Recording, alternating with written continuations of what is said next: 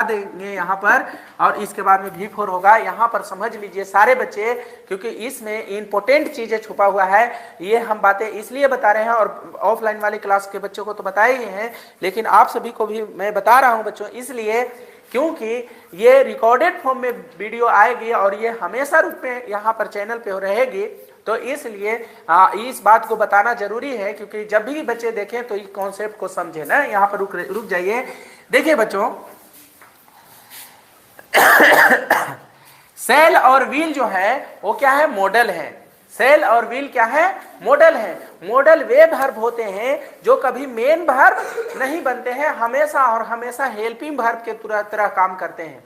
इसीलिए उनको helping verb तरह काम कराने के लिए उनके तुरंत बाद मेन वर्ब चाहिए, उनके तुरंत बाद मेन वर्ब चाहिए। तो देखिए यहाँ पर सेल और व्हील के बाद तुरंत मेन वर्ब अगर आ गया, सब्जेक्ट के बाद जो सेल और व्हील है उसके बाद मेन वर्ब आ गया, तब तो कोई दिक्कत नहीं है, तब तो कोई दिक्कत नहीं है। लेकिन अगर आप सोच करके देखिए बच्चों कि अगर सेल और व्हील के बाद अगर हमको यहाँ पर V4 लिख देते, ऐसे लिख देते, सेल और व्हील के बाद V4 लिख देते, तो फिर कंटिन्यूअस नहीं बनता। क्यों? कंटिन्यूअस बनने के लिए अभी आप पीछे वाले जो हम पढ़ा रहे थे उसमें देखे थे कि सब्जेक्ट होना चाहिए, उसके बाद बी का फॉर्म होना चाहिए और प्लस V4 होना चाहिए। यानी बी के फॉर्म और उसके बाद V4 रहेगा तब कंटिन्यूअस होगा। यानी बी का रूप कोई रहना चाहिए और इसके बाद V4 आना चाहिए। चाहे इज हो, चाहे एम हो, चाहे आर हो, चाहे वाज हो, वेयर हो, इस सब में से कोई रहेगा और उसके बाद V4 रहेगा, तभी जाकर के वो कंटिन्यूअस बनेगा। तो अगर हम सब्जेक्ट प्लस सेल या व्हील प्लस V4 कर देंगे तब तो ये कंटिन्यूअस बनेगा नहीं। तो अब जरूरी पड़ गया कि सेल या व्हील के बाद कोई ऐसा रूप लिखें, बी का कोई ऐसा रूप लिखें। बी का रूप कौन कौन है? देखिए यहाँ बी का रूप चाहे is, am, are, was, were, be, been, ये पांचों छह जो भी आपको दिखाई दे रहे हैं यहाँ, ये सब क्या है? बी के रूप है। तो यानी इस सब में से कोई न कोई यहाँ किसके बाद सेल और व्हील के बाद लिखना है, तब लिखना है V4। तब क्या लिखना है? V4। लेकिन बच्चों अगर आप यहाँ पर इज लिख दीजिएगा, चाहे वाज लिख दीजिएगा, चाहे वेयर लिख दीजिएगा, कोई भी लिख दीजिएगा, तो बच्चों ये सब मेन रूप तो नहीं है, मेन रूप नहीं है, वर्ब का मेन रूप नहीं है, क्योंकि ये देखिए ये सब हेल्पिंग वर्ब की तरह काम करते हैं। इसीलिए जो बी है ना, बी अपने आप में यहां लिखिएगा तो ये मेन वर्ब की तरह काम करेगा, क्योंकि बी से ही सारे रूप बने हुए हैं। तो बी जो है वो अपने आप में मेन वर्ब की तरह काम करेगा।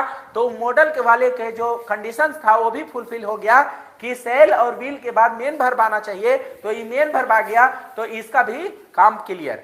यानी सेल और व्हील के बाद में V1 जैसे यहाँ रहा था मेन वर्ब, उसी तरह से सेल और व्हील के बाद बी जो आया वो मेन वर्ब आ गया, तो इसका भी काम क्लियर हो गया। और अब ये बी जो लिखे, इससे क्या हो गया? बी लिखने से कि बी के बाद V4 हो गया, तो ये कंटिन्यूअस को भी दिखा दिया, क्योंकि बी के बाद V4 होता है तो कंटिन्यूअस भी आता है। तो दोनों काम यहाँ पर हो जा रहा है, दोनों काम एक साथ हो रहा है कि सेल और व्हील के बाद में बी आया तो ये मॉडल था, मॉडल वाला काम हो गया कि मॉडल के बाद तुरंत वर्ब का पहला रूप आना चाहिए, तो मॉडल के बाद वर्ब का पहला रूप आ गया।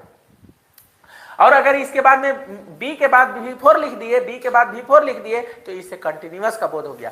अगर V4 को आप यहां लिखते तो यहां पर V4 नहीं लिख सकते थे, क्योंकि सेल और व्हील के बाद तुरंत वर्ब का पहला रूप चाहिए, तो V4 वहां नहीं लिखा सकता था। समझ में आया स्टूडेंट्स? समझ में आया क्या आप सभी को ना? चलिए क्लियर, वेरी गुड। इतना समझ में आ गया आप लोगों को? अगर समझ में आया तो एक बार के लिए हाँ यस सर लिख भी दिए हैं यहाँ पर, हम सोच रहे थे कि अभी नहीं लिखे होंगे। चलिए बहुत अच्छा बच्चे, आप सभी को समझ में आ रहा है। और जो भी बच्चे यहाँ हमारे साथ लाइव क्लास में जुड़े हैं, आप सभी का स्वागत है इस क्लास में।